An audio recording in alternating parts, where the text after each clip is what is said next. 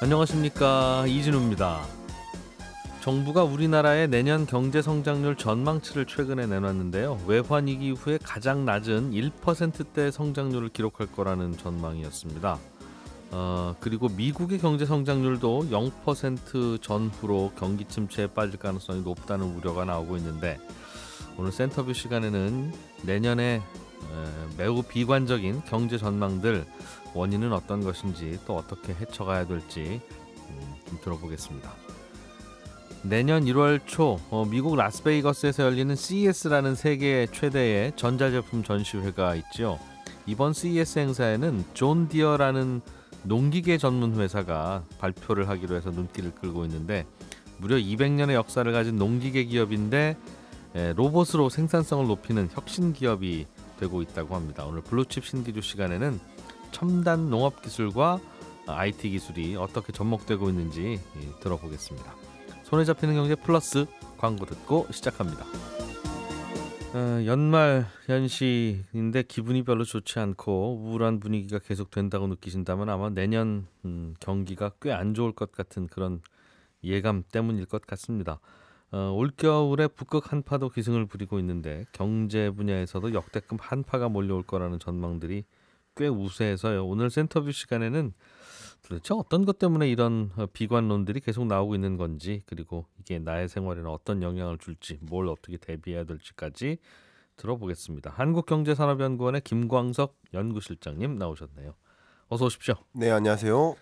정부가 내년 우리나라 경제 성장률을 1.6%가 될 거라고 제시했어요. 네, 보통은 정부는 실제보다는 약간 그래도 좀 희망을 가질 수 있는 숫자를 주잖아요. 네, 네, 그러니까 정부 숫자보다 실제는 조금 낮은 게 보통인데 네, 1.6을 정부가 내놨으면 도대체 뭐 어느 정도 성장을 한다는 뜻인지 답답하네요. 네. 지금 정확하게 짚어주신 것처럼 통상적으로는 정부는 역대 다 비교를 해봐도 다른 주요 기관보다 높은 성장률을 제시합니다. 이게 성장률 전망치냐 목표치냐 이렇게 의문을 제기할 만큼 목표치에 부합하는 그런 숫자인데 오히려 다른 기관보다 낮습니다. 예. 저도 이제 10월에 경제 전망을 냈고 그때 1.9% 제시했었고 KDI가 지난 11월에 1.8%로 전망했고 한국은행은 역시 11월에 1.7% 전망했는데 예. 이번에 정부가 1.6%를 제시했으니까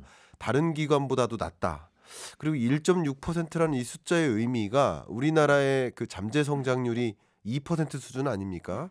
근데 2% 수준을 밑돈다라고 보니까 경기 침체 국면으로 진입한다, 이런 숫자의 의미를 갖고 있고요. 또 한 가지 우리 청취자 여러분들께 강조해서 이 말씀 드리고 싶어요. 1960년대 이래로요, 우리나라가 소위 경제 위기를 경험한 게 4번입니다. 1980년 예. 이때 마이너스 1.6% 역성장했고요. 오일 쇼크 때문에. 그리고 1998년 IMF 외환 위기 때 마이너스 5.1% 경제 위기였죠. 그리고 2008년 글로벌 금융위기 때 0.8% 성장했어요. 예. 이것도 경제 위기고요. 마지막으로 2020년 팬데믹 위기 때 마이너스 0.7%. 이것도 경제 위기죠. 이 4번의 경제 위기 때를 제외해 놓고 보면 1.6% 성장률은 가장 낮습니다. 그러니까 경제 위기급은 아니라고 볼 수 있지만 예. 경기 침체 국면에 진입한다라고 볼 수 있는 그 근거 중에 하나라고 볼 수 있겠죠. 보통 이렇게 경제 성장률 숫자를 들으면 높은 게 좋고 낮은 게 나쁜 거는 알겠는데 네, 성장률이 1%라고 하면 또 어떻게 생각하면 네, 그래도 올해보다는 한 1% 정도는 좋아진다는 뜻 아닌가? 네, 그러면 올해도 뭐 힘들었지만 그럭저럭 견뎠잖아요. 예, 그럼 내년엔 올해보다는 한 1% 정도 좋다는 얘기면 네, 뭐 그냥 그렇게 또 지나갈 수 있는 거 아닌가 하는 네. 생각도 또 들어요. 네. 그래서 근데 다만 경제 전문가들은 1%밖에 성장 안 합니다. 큰일 났습니다. 이제 이렇게 얘기하니까 네, 그게 뭐 한 5%나 7%보다는 나쁜 건 알겠는데 네, 네, 그건 뭐 그냥 비슷하거나 조금 좋다는 건데 네, 그걸 뭐 또 그렇게 호들갑이신가 이런 생각도 들어서요. 네. 이 숫자가 우리 생활에 어떤 영향을 주는 어, 거길래 그렇게 말씀들 하시죠? 너무 좋은 질문 주셨던 것 같아요. 음. 어떤 생각이 드냐면요. 네. 앞에 마침 잠재 성장률이라는 개념을 제가 말씀드렸었는데 음. 이게 비유를 한다면 기초 체력 느낌 혹은 이런 거 있죠. 저도 이제 여러분 보이실지 모르겠지만 영상으로 보시는 분들은 등치가 크지 않습니까? 등치 큰 사람이면 요 정도는 먹을 거야라는 기대가 있죠. 예. 이게 약간 잠재 성장률의 개념하고 비슷합니다. 그 나라 경제를 보면 산업 구조나 인구 구조나 뭐 여러 가지 여건을 보니까 그래도 2% 정도는 성장하는 게 정상이야라고 보는 게 잠재 성장률의 개념인데 예. 이 정도 등치면 요 정도 먹어야지. 밥을 안 먹는 게 아니라 먹긴 먹는데 평소처럼 그래도 한 공기는 먹어야 되는데 3분의 1밖에 안 먹어요. 그럼 이상한 현상이죠. 굳이 이제 우리 경제에 어떤 영향이 있는가라고 생각을 해본다면 수축되는 경제다. 그러니까 수축된다는 얘기는 나쁘게 얘기하면 여러분의 평균적인 소득 자체가 쪼그라드는 모습, 고용 증가 속도도 둔화되고요. 예. 그리고 기업들이 투자를 위축시켜요. 신규 투자를 위축시킵니다. 근데 이게 어떤 문제냐면요.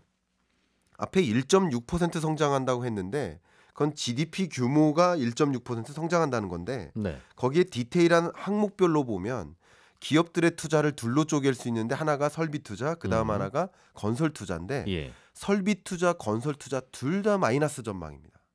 내년 경제. 그런데도 불구하고 플러스 1.6이 된다는 건 다른 어떤 게 좀 좋아서. 그나마 민간 소비가 2.5% 정도 유지된다라는 전제인데요. 그래서 민간 소비가 버티고 예. 설비 투자가 이렇게 마이너스로 위축되고요. 또 중요한 게 우리 수출도 마이너스입니다. 네. 그러니까 다시 말하면 세계적으로 많은 국가들이 설비 투자나 건설 투자를 축소시켜요. 예. 우리나라가 축소하는 것처럼. 그러다 보면 당연히 우리나라의 수출처가 수입 규모가 줄어들겠죠. 우리나라는 기본적으로 생산재와 중간재를 수출하는 나라 아닙니까? 생산재, 예를 들어서 공장 설비 혹은 반도체, 선박, 조선 뭐 이런 것들을 수출하잖아요. 결국 그런 수출 구조가 23년에는 어두울 것이다라고 보는 거예요. 그러면 설비 투자, 수출 둘 다 마이너스니까 대내외 거래가 다 마이너스예요. 다만 소비만 그래도 2.5% 이상 버텨준다.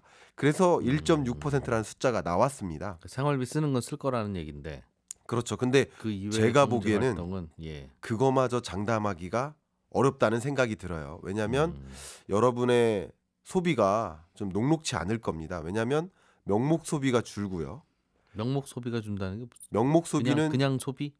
여러분의 통장에 찍히는 소득이 명목 소득이잖아요. 예. 그리고 그걸 실질 소득으로 전환한 게 물가 상승분을 반영한 거죠. 작년에는 같은 100만 원으로 빵을 100개 사 먹었는데 예. 올해는 같은 100만 원으로 90개밖에 못 사 먹는. 그러니까 명목 소득은 주는데 실질 소득은 더 크게 줄죠. 그러니까 우리가 가난해지는 그렇겠죠. 거예요. 월급이 좀 올라야 물가 상승률만큼 생각해서 그대로네라는 생각이 들 텐데. 맞습니다. 그게 오히려 격차가 벌어지는 거예요. 감소할 수도 있다는 거죠. 그러다 보니까 소비도 주는 거예요. 명목 소비, 실질 소비 다 줍니다. 그런 경향에다가 더더군다나 이자 상환 부담이 가중되니까요. 제가 계산을 좀 해봤거든요. 이자 부담이 얼마나 가중됐나를 좀 계산해봤더니 그냥 단편적으로 계산을 해봤습니다. 가구당 가계빚이 한 9,100만 원 정도 됩니다. 예. 평균. 그리고 변동금리 대출자가 78.5%입니다. 우리나라에서. 대략 80%. 예. 그리고 기준금리 인상폭이 2.25%포인트예요. 지난 1년 동안. 이 세 개를 다 곱하면 이자 상환 부담이 그 전보다 얼마나 가중됐나 예. 계산할 수가 있는데 대략 한 160, 170만 원이에요. 결과적으로 1년에 그만큼씩 더 낸다. 예. 같은 빚을 졌는데도 더 많은 빚을 내는 이자를 갚는 거죠. 결과적으로는 명목 소득도 줄고 실질 소득은 더 줄고 이자 부담은 커지고. 그러니까 우리가 좀 어려워질 텐데 그나마 1.6% 전망에 대한 근거. 예. 설비 투자 줄고 수출 줄지만 소비는 버틴다. 이렇게 전제를 했는데 그 전제가 말씀하신 대로 소비도 위축이 되면 예. 이 숫자 1.6도 불안하다는 말씀이세요? 불안하다고 생각이 됩니다. 네. 미국도 뭐 미국에서 나오는 전망을 보면 0%대 성장률 이야기도 나오고. 네. 그 돌이켜 보면 왜 갑자기 이렇게 어려워진 거죠? 코로나에서 잘 벗어나려고 했었던 것 같은데 네. 왜 경제가 갑자기 이렇습니까? 코로나19 이후로 이제 소위 포스트 코로나, 위드 코로나 이렇게 외치는 그 시점이죠. 예. 21년에는 매우 빠른 속도로 반등하고 있었습니다. 그러니까 작년에 예. 2020년에 그 경제 충격의 정도는 정말 유례없는 수준의 충격이거든요. 세계 경제 기준으로 보면 대공황 이후 가장 큰 충격이니까요. 마이너스 3.1%니까 예. 금융위기보다 더 충격이었습니다. 그거야 뭐 꼼짝달싹을 못 하니까요. 코로나 네네. 때문에. 예. 그래서 그만큼 충격이었지만 일시적으로 끝났고 21년에 정말 드라마틱하게 제자리로 돌아가는 그런 모습이었는데 안타깝게도 22년 1월에 러시아 우크라이나 전쟁이 터지면서 예. 이 공급망 병목 현상이 완전히 붕괴되다시피 하면서 인플레이션이 나타난 거죠. 정말 유례없는 고물가가 나왔고 그 유례없는 고물가에 대응하기 위해 또 유례없는 고금리가 찾아왔고 예. 22년 3년은 고물가 고금리의 역습을 받는 해 이렇게 볼 수 있겠고요. 제가 좀 개념적으로만 말씀드렸는데요. 예. 제가 정말 기업들을 많이 만나는데 기업 이제 경영 의사 결정자들하고 대화할 때 예. 보통 이런 표현을 하면서 저도 좀 놀랐는데 금리가 3% 이상이면 기업들은 투자하지 말라는 뜻이다라고 표현을 하셨던 분이 계세요. 이게 마치 우리가 뭔가를 의사 결정할 때 고려하는 기회비용격이에요.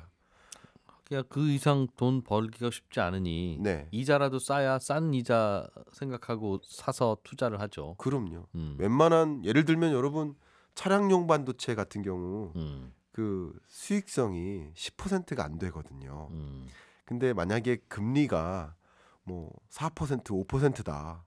그러면 도저히 돈 빌려다가 사업할 수가 없는 거죠. 결과적으로 이렇게 높아진 금리의 역습을 받는 해 23년의 모습이고요. 기업들이 투자를 위축시키고 지금 많은 빅테크 기업들이 테슬라도 마찬가지 네. 많은 빅테크 기업들이 생산 설비 용량 줄이겠다. 인원 감축 들어가겠다. 이런 것들이 하나의 사인처럼 들리는 것이고요.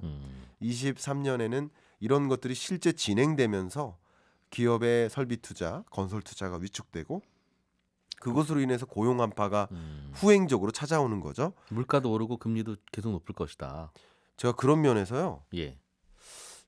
제가 10월 달에 이런 표현을 했었는데 경험해 보지 못한 경기 침체라는 표현을 했는데요. 제가 왜 이런 말을 했냐면요. 23년 상반기가 우리나라 역사상 아직 경험해 보지 못한 경기 침체가 옵니다. 이게 무슨 말이냐면요. 고물가와 저성장이 동시에 찾아오는 해. 이런 적이 없었거든요. 그러니까 우리나라 성장률 전망으로 봐도 내년 상반기가 1.3% 성장합니다. 그러니까 1.5가 안 돼요. 네. 상반기가. 그러면 정부가 내놓은 1.6은 하반기에 좋아질 걸로 가정한 평균입니까? 그렇습니다. 그래서 상저하고의 흐름을 예, 전망하고 있는데 예. 경기가 상반기에 크게 위축됩니다.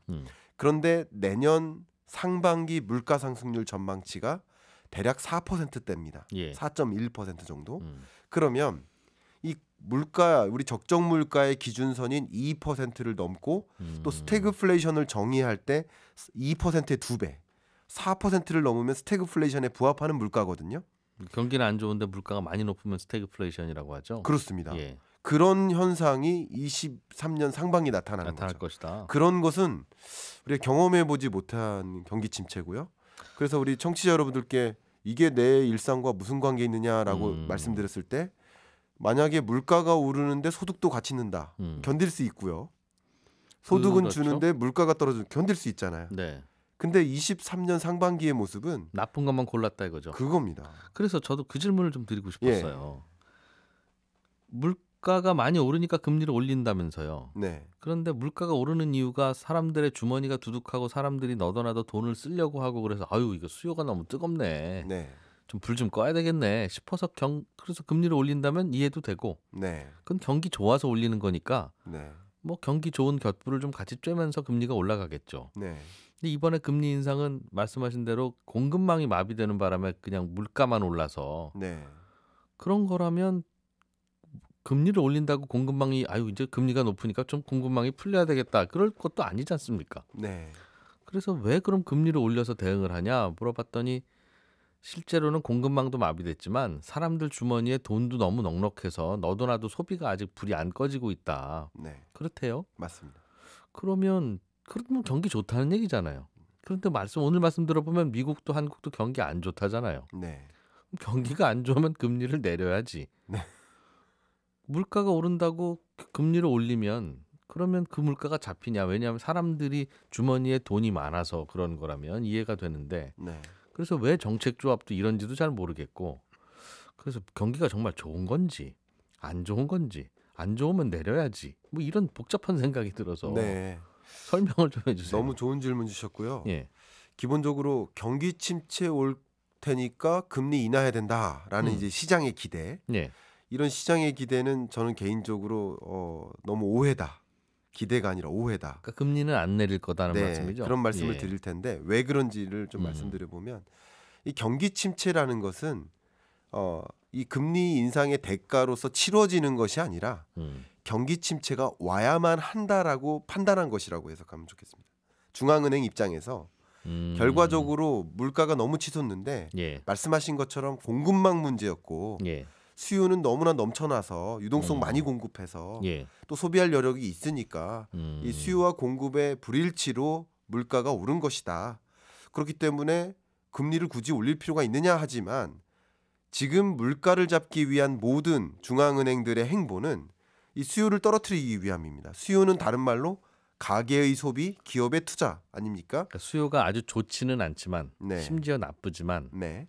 공급되는 양에 비해서는 그래도 수요가 많기 때문에 그 수요 약한 수요라도 죽여야 되겠다는 뜻입니다. 정확하십니다. 그래서 23년 경제랑 22년 경제랑 좀 극명하게 갈릴 것으로 보고 있습니다. 지난주에 미국 경제 성장률 실적치가 발표됐는데 그 값이 3.1%예요. 3분기 기준입니다. 괜찮지 않느냐? 괜찮으니까 금리 인상하는 겁니다. 아직도 괜찮으니까. 그러나 지금 계속 논의하는 나빠질 거야라는 주제 그 대상은 23년의 모습인 거고 22년 한해 경기는 뒷받침되고 물가는 안 잡힌 상태니까 예. 정점은 찍었지만 2%라는 관역이 아직 안 맞춰졌으니까 그 동안까지는 경기 침체를 오히려 유인해 가면서 금리를 인상해 나갈 것이다. 그래서 23년 1, 2분기까지는 금리 인상 속도를 조절할 뿐 금리 인상은 계속 단행되는 것이고 고약한 상황이네요. 그렇죠. 고약한 상황입니다. 그래서 그 높아진 금리의 역습을 받는 시점이 23년 2분기 이후라고 생각하시면 좀 도움이 될 것 같습니다. 경기는 좋지는 않은데 네. 공급량이 워낙 아직 회복이 안 되고 있어서 네.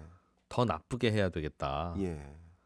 마치 아주 추운 겨울인데 환기시키는 그런 느낌이네요. 그러려고 창문 열고 그러면 아주 난리 나잖아요. 정확한 표현이시네요. 하필이면 이럴 때 이런 일이 벌어져서. 예, 맞습니다. 그러니까 이 고물가와 저성장이 크로스되는 네. 그게 23년 상반기입니다. 우리나라뿐만 아니라 옛날에는 이런 적이 별로 없었어요. 특별한 일 아니면 이런 일은 안 일어나겠죠. 예, 오일 쇼크 때 그때 있었던 거고요. 그러니까 물가도 치솟으면서 성장세가 멈출 때 예. 그때 이제 1970년대 정말 유명한 연준 의장이죠. 볼커 시대가 시작됐었잖아요. 그때는 경기 침체도 있고 또 고물가도 있고 그때 경기 부양적으로 연준 의장이 움직이다가 물가는 더 안 잡히고 경기는 더 회복 안 되다 보니까 볼커가 등장하면서 일단 물가부터 잡는 거야. 물가를 알겠습니다. 잡고 경기 회복시키는 거야. 이렇게 했었던 시대가 좀 다시 연출되는 거라고 볼 수 있겠죠. 그럼 내년에 자산 시장은 주식이건 부동산이건 그 어떤 것이건 네. 다 안 좋습니까? 아니면 이렇게 또 경기가 나쁘다 보면 금리를 안 내리니까 다 나쁘다고 봐야 될까요? 어떻게 보세요? 금리를 안 내리겠다라는 거, 혹은 금리를 인상 속도가 조절된다는 거, 혹은 금리가 계속 동결된다는 거. 예. 그거는 주식시장 입장에서는 굉장한 호재죠. 왜냐하면 주식시장 입장에서는 기본적으로 선행성이니까 선반영되니까 오르지 않는다는 게 호재다. 그거 자체가 금리가? 호재라는 거죠. 그리고 그것이 뉴노멀이 된다는 거죠. 왜냐하면 주식시장은 말 그대로 금리 인상할 거야라고 하면서 폭락하는 것이고 금리 인상이 실제 시장의 기대치만큼 단행되면 시장의 기대치만큼 됐네 부합하네 하면서 그것에 따른 주가 변동은 없다고 판단합니다. 내리지 않고 높은 금리가 그냥 유지되는 선이더라도 주식시장에는 괜찮을 것이다. 이렇게 지금의 시장이 기대하는 그 타겟 레이트에 부합하게만 간다면 예. 그 이상으로 더 인상하거나 하지 않는다면 놀라지만 않으면 금리로 인한 조정은 없을 거라고 생각이 됩니다. 예. 다만 이것은 이제 주가의 저점이냐 고점이냐라는 것을 판단할 때 이 금리의 고점으로부터 한 6개월 정도 선반영돼서 주가가 저점을 기록하는 것이라고 보고 있고요. 다만 이 기울기가 좋지 않을 것이다라고 말씀드리는 것은 이 경기 침체가 반영되는 것이라 생각합니다. 그러니까 소위 기업들의 실적 발표가 될 때마다 계속 놀라는 거죠. 기대에 투자를 했는데 실적이 또 생각보다 무너지네 하면서 주가가 계속 조정되기 때문에 주식시장은 상대적으로 기울기가 안 좋다. 그러니까 저점은 통과했을지 모르지만 더 내리지도 않겠지만 오르는 것도 시원찮을 것이다. 네. 근데 이제 시장을 구분할 때 주식시장하고 이 자산시장, 소위 주택시장은 극명하게 다르죠. 부동산 시장은 선행성이 없습니다. 따라서 좀 더 내릴 거라는 말씀이고 경기 침체와 맞물려서 금리가 올라갈수록 그러니까 집값은 더 조정될 여지가 있다 이렇게 말씀드리겠습니다. 한국경제산업연구원의 김광석 연구실장이었습니다. 고맙습니다. 네, 감사합니다. 네, 저희는 광고 잠깐 듣고 또 2부로 새로운 이야기로 이어갑니다. 블루칩 기업들의 이슈와 그 이면의 이야기를 재미있게 들어보는 블루칩 신기주 시간입니다. 오늘도 더밀크 코리아의 신기주 부대표와 함께할 거고요. 오늘의 주제는 존 디어라는 농기계 회사가 첨단, 혁신, IT 기기와의 결합을 하고 있다는 주제입니다. 그렇죠, 신 대표님? 네. 농기계 회사인데 예. 테크 기업이에요. 네, 테슬라라고 불리죠. 농슬라라고 불리죠. 농슬라. 농기계면 뭐 트랙터, 경운기 이런 거 만드는 회사라는 뜻이잖아요. 그러니까요. 네. 그러니까 이게 기계공학 쪽에 더 적합한 회사였을 그래서 텐데. CES라고 하는 전시회는 네. 보통 가전 제품으로 시작해서 요즘은 IT 기기들은 많이 나온다고 들었는데. 그러니까 이제 그 지난해까지만 해도요. 예. 여기가 가전 제품이라기보단 모터쇼에 가까웠어요. 자동차들이 이제 전자화하니까. 그러니까요. 그래서 이제 진출한 회사가 300개가 넘었는데 올해는요. 이게 분야가 굉장히 많은데 일단 전기차는 당연히 있고요. 그 AR, VR 이런 거 있고 요즘 트렌드는 인공지능이 있어요. AI 그리고 드론, 스마트 시티, 디지털 헬스, 스마트 홈, 심지어 우주도 다룹니다. 스페이스 테크. 그리고 NFT 같은 것까지 다루는데요. 여기서 이제 주인공이 된 게 신기하게도 그 키노트라고 하는 게 주인공이거든요. 그러니까 메인 앞에서 마치 올림픽으로 치면 성화봉송하는 사람. 여기 이제 존 디어가 됐는데 알고 봤더니 존 디어가 농기계 회사가 아니고 정말 테크 회사가 됐더라. 이게 핵심인 거죠. 그렇군요. 농기계에다 테크를 결합하면 이게 참 어떻게 되는 건지 그게 궁금합니다. 일단.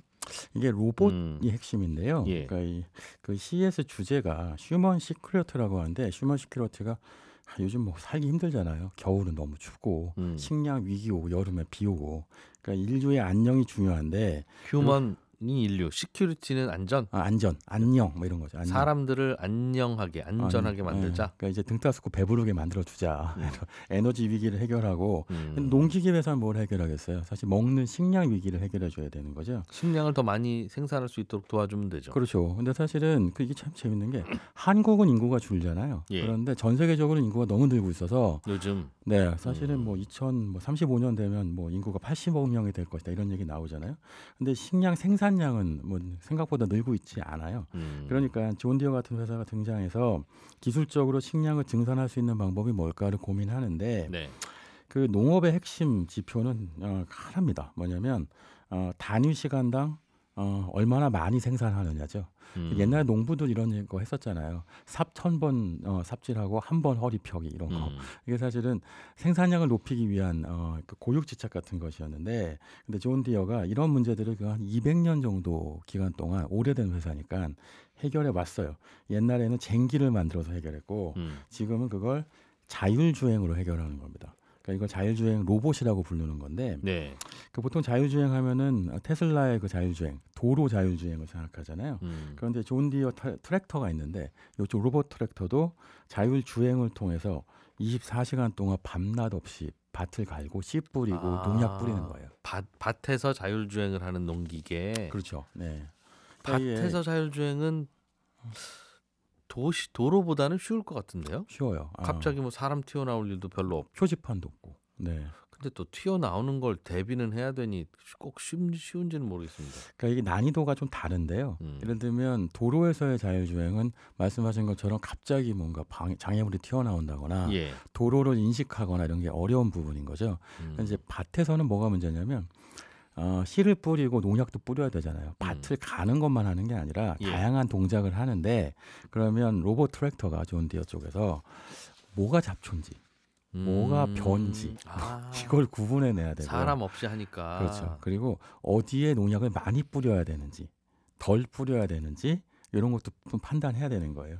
그래서 볼 줄만 아는 문제가 아니고 인공지능으로 요 사진을 보고 네. 잡초를 인식하도록 인공지능을 러닝 시켜야 되는 거죠. 그래서 이게 그냥 자율주행이 아니라 차라리 로봇이라고 표현하는 게 낫겠다는 거군요. 그렇죠. 그러니까 이제 그 원리는 굉장히 비슷해요. 사실은 보면 테슬라도 존디어 롱슬라로 부르는 테슬라 존디어도 보면 그 엔비디아 GPU라고 하잖아요. 이걸 갖고 이제 인공지능을 만들어서 카메라로 찍어서 사진을 보여주고 자, 요거는 밑줄 쫙 쳐줄 테니까 잡초야. 요거는 벼야. 이런 거 구분해서 한참 가르쳐주면 처음 이건 벼, 이건 잡초 이렇게 얘기하게 되는 거거든요. 그래서 벼는 두고 잡초는 뽑고 하는 일을 시키면 해요. 그렇죠. 근데 이제 테슬라 같은 경우는 그 표지판을 구분하는 건데, 근데 이제 존디어 같은 경우는 요거를 구분해내는데 성공했고요. 예. 그래서 이제 말하자면 CES에서 지난해에도 출품됐고 올해도 선보이려고 하는 제품들을 보면. 사실상 농부가 네. 밭에 출근할 필요가 없어요. 집에서 재택근무가 가능합니다. 이 녀석 혼자 가서 뽑고 오면 되니까. 그렇죠. 그러니까 존디어 트랙터 하나 있으면 예. 집에서 이제 커피 마시면서 농사 지을 수 있고, 그리고 얘는 잠도 안 자요. 24시간 동안 내내 밭 갈고 씨 뿌리고 농약 뿌리면 그러면 사실은 이제까지는 시간당 노동량 생산하는 거였는데 네. 낮에만 일하니까 밤에는 농부가 잤잖아요. 네. 이제 밤에도 계속 농사 지어주고 있는 거예요. 그러니 2배 이상의 면적을 농사지을 수 있겠네요. 그렇죠. 낮에는 왼쪽에 있는 들판, 밤에는 오른쪽에 있는 들판 가서 일하면 되니까. 그렇죠. 그러니까 수확량도 증가하겠죠. 수확 속도도 증가할 수 있겠고. 그러니까 사실상 생산량을 증가시키기 위해서 혁신적인 방법이다라는 평가를 받는데 재밌는 건 존디어란 게 200년 된 회사잖아요. 네. 사실 이러기가 되게 쉽지 않아요. 근데 이런 걸 하려고 스타트업들을 많이 인수했는데 이게 참 재밌는 게 그 테슬라 기술에 비해서 그 스타트업 인수한 회사의 기술력이 높진 않거든요. 그런데 딱 지금 말씀하신 것처럼 그 생각을 한 거죠.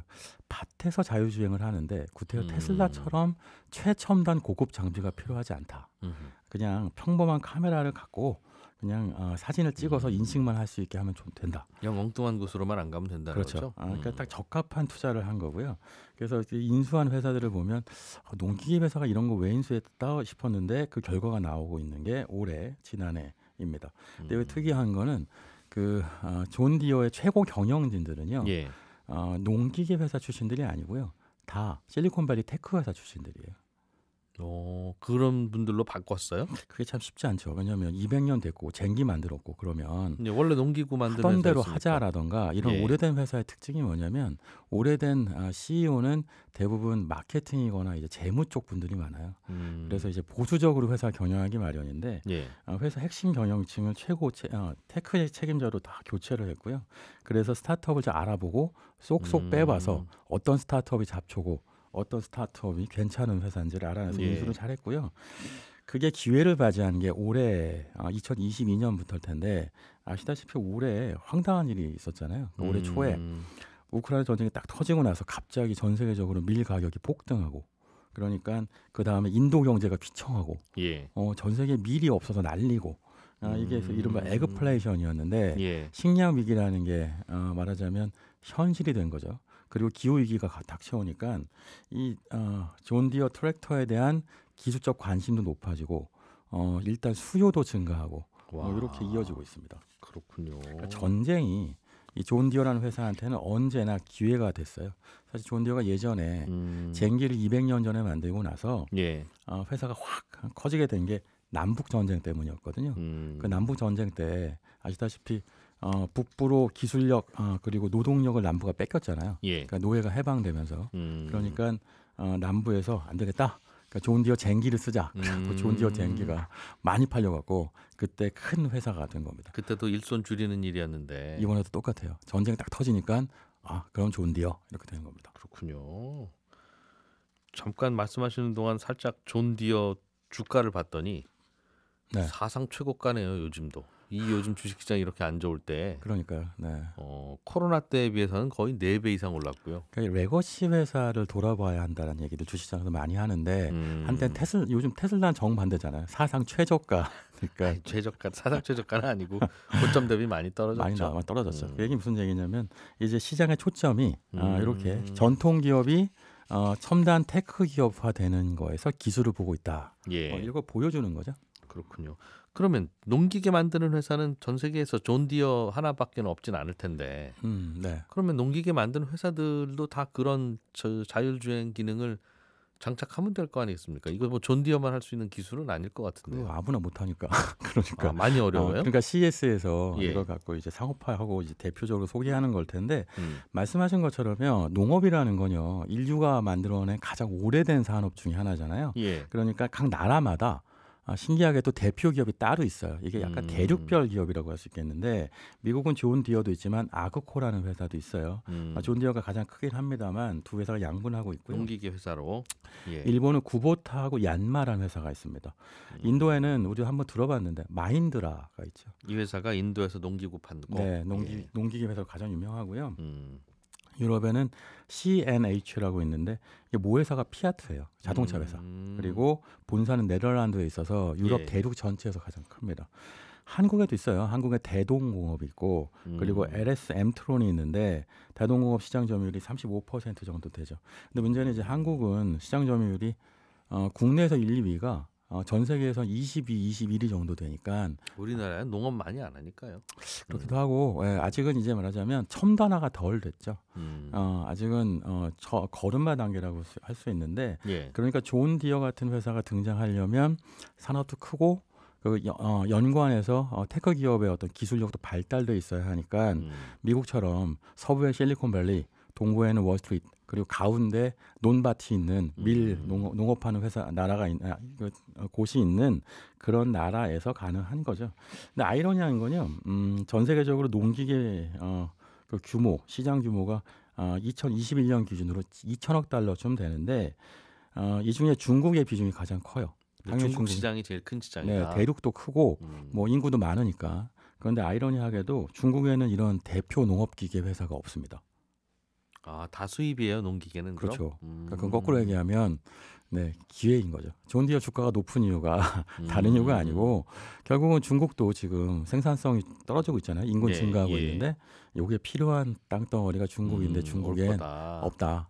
거긴 지역 챔피언이 없는 겁니다. 이걸 한번 생각해 볼 필요는 있겠네요. 이게 결국은 사람 손 줄여주는 건데 네. 그게 통하려면 사람 값이 비싼 동네여야 될 거 아니겠습니까? 그렇죠. 뭐 중국 인건비가 뭐 도시에서는 꽤 올랐다고 합니다만 뭐 굳이 그냥 우리 식구가 지으면 되고 뭐 땅도 넓지도 않은데 뭘 저런 농기계를 사. 그럼 나는 낮에 뭐 하라는 겁니까? 하는 농민들도 꽤 있을 것 같은데요. 라고 생각하는 분들이 아직 많죠. 실제로 한국에서도 이런 이제 농기계 디지털화라고 하면 사실은 1차적으로 생각할 수 있는 게 두 가지 문제가 있어요. 1. 비싸집니다. 예전에 트랙터가 그냥 경운기 같은 거였는데 지금은 자율주행까지 하려고 하면 비싸겠죠. 두 번째 뭐냐면 지금 농업 종사자분들이 대부분 고령층이 많아서 중국도 그래요. 한국도 그렇고. 그러니까 이런 새로운 신문물을 받아들이고 이거를 습득해서 관심을 갖기가 굉장히 어렵습니다. 그러니까 이런 것들 때문에 중국과 또는 한국과 이타 지역에서의 어떤 그 농업의 그 자동화 또는 전산화 이런 건 사실 쉽지 않은 부분인데 이런 것들을 한국에서도 지금 차차 하고 있어요. 그러니까 존 디어 같은 회사가 미국에서 이 기술을 제시하고 주가가 높을 수 있는 이유는 기술도 첨단이고 뭐 요즘 에그플레이션 때문에 기회도 왔지만 미국 농업이 지금 말씀하신 것처럼 이제는 이런 기술을 받아들일 준비가 되어 있다는 거죠. 그러니까 자동화하지 않으면 안 되고 자동화해야 한다고 농가들도 생각하고 있는데 한국의 경우에는 뭐 이런 준비를 하고 있는 회사가 대동공업이거든요. 대동공업이 지금 하고 있는 게 대동 커넥트라는 걸 하고 있는데 현대차 그룹하고 언제 한번 같이 제휴해서 회사 만들었다는 얘기를 들은 적이 있어요. 네, 맞아요. 그러니까 사실은 비슷한 고민들. 그러니까 이 문제를 어떻게 시장을 확대하지 고민하고 있는데 대동 커넥트가 얘기 들어보면요. 사실 굉장히 단순해요. 그냥 트랙터에다가 스마트 기기 설치해서 그 농민분들 휴대폰에 내 트랙터 상태가 어떤지를 알려주는 정도거든요. 그러니까 굉장히 초보적 단계인데. 아직은.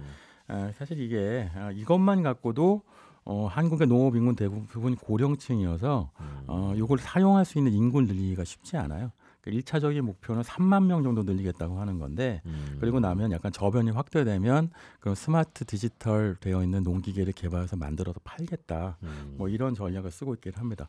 그런데 이제 대동공업에 기회가 있기는 해요. 그게 뭐냐면 미국 시장입니다. 그러니까 좋은 기회가 있는. 또 우리나라 농민들 바뀔 거라든가 이거 기다리지 말고 이건 보니까 아주 커다란 들판이라서 이런 기계 한 10대 풀어놔도 일이 아직도 많아요. 하는 들판에서나 잘 적용될 모델이지.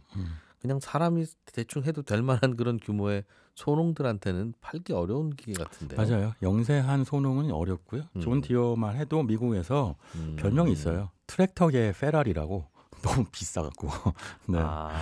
수요는 있는데 존 디어 건 비싸다. 네, 분홍 대상이고 대형화 대상이긴 한데 대신에 존 디어는 그래서 각종 금융 혜택을 줘서 할부를 하는군요. 그리고 지금 사실은 바이든 정부에서 이 부분에 있어서 지원금도 준비하고 있는 걸로 알고 있어요. 우리나라 안마의자처럼. 네, 안마의자.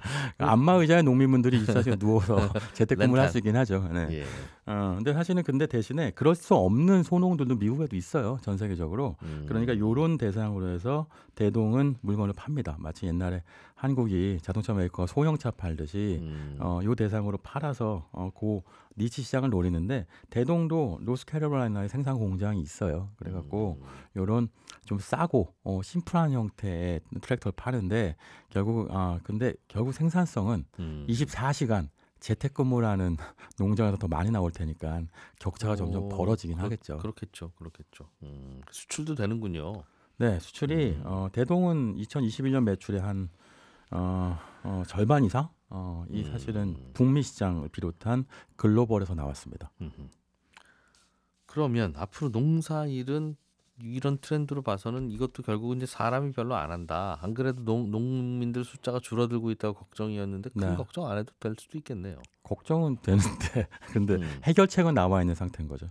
아시다시피 대부분 지역권에서는 도시로 젊은 분들이 많이 옮겨오잖아요. 노동력이 완전 감소하고 있으니까 이런 식의 로봇이 농사를 짓는 건 피할 수 없을 거예요. 어느 나라나 이건 준비해야 될 문제일 거고 그게 안 돼서 그쪽으로 인구를 돌려보낼 방법은 없는 거니까 지금 현재로서는.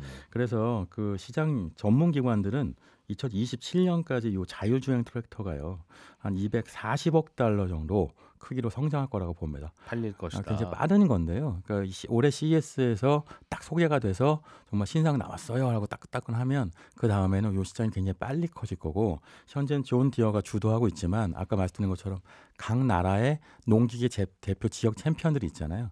존 디어한테 자국 시장 뺏기지 않으려면 빨리 로봇이 농사짓게 만들어 줘야 하거든요. 그러니까 그런 큰 회사들은 이걸 할 거고 그런 회사가 없는 나라들은 어쩔 수 없이 수입을 할 수밖에 없을 것이고 그런 현상이 계속 벌어질 겁니다. 게다가 앞으로 계속 농산물이 부족한 이유 에그플레이션 계속될 것 같아요.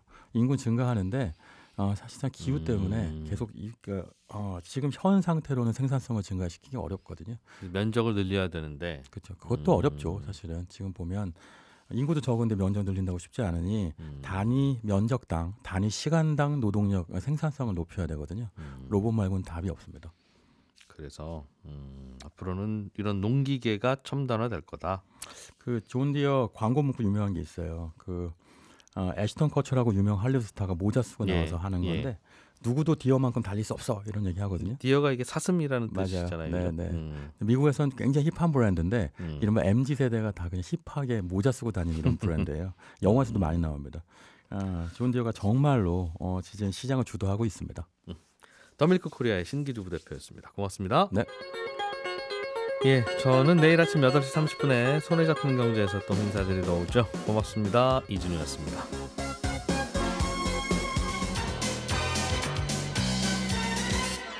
더 깊고 더 재미있는 경제 이야기 이진우의 손에 잡히는 경제 플러스